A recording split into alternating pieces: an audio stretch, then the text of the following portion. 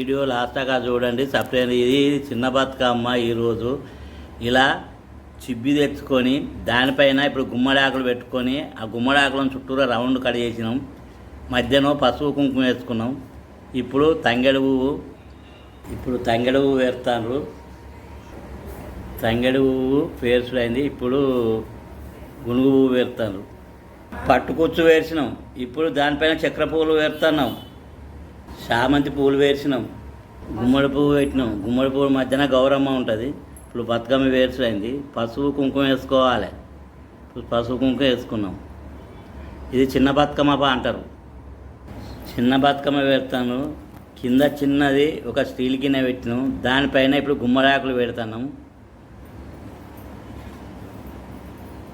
ఇలా బతుకమ్మను అన్ని పువ్వులు కలిసి చిన్న బతుకమ్మ పెడతాను. ఒక్కటి పెరవద్దు.